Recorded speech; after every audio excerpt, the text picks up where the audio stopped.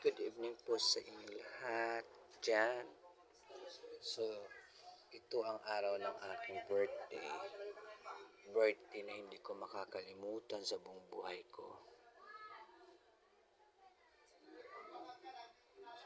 Yung aking anak, nagkataon sa birthday ko na nagkasakit siya. Nagka-convulsion siya, mga guys. So, hindi ko alam ang gagawin ko, anong dapat tao na proseso dahil nagka-convulsion siya. So, emergency na umuwi ako galing sa trabaho. Dahil nga, yun, ang taas ng lagnat niya. Sa barangay. Ayan, gawin na kami sa hospital. Salamat Barangay Sukat dahil napaka-active talaga ng Sukat official sa ganitong sitwasyon. During may kailangan ka na emergency. So, pagtawag ko agad, nandyan na sila. So, thank you Barangay Sukat, Muntinlupa. Ang sipag-sipag mag-service sa mga tao 24 hours. Ayan mga guys, nagabiyahe na kami going Usmon Hospital. So, ayan,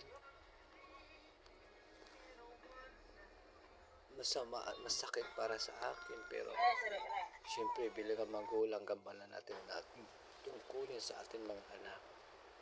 Ayan, nakarating na po kami, nandyan na kami sa Usmon Hospital. So, ang katabi niyan po ay Asian Hospital.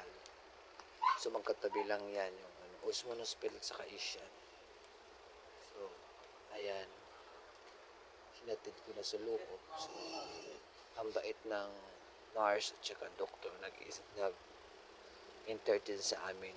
Hindi tulad ng dati na parang dati nangyari uli,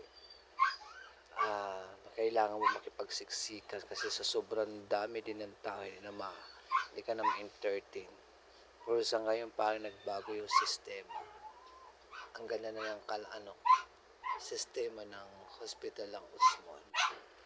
Thank you Doc and thank you nurse. Ang galing niya mag-entertain sa amin. Ayan, Usmon Hospital ng Muntinlupa. So yan lang nakuha ko kasi siyempre busy na ako. Tinakaw ko lang yan, mag-videohan. O, diba? So, nakausap namin yung doktor. Wala nang lagnat siya. Nag-release kami ng doktor. Pero, nagsusuka.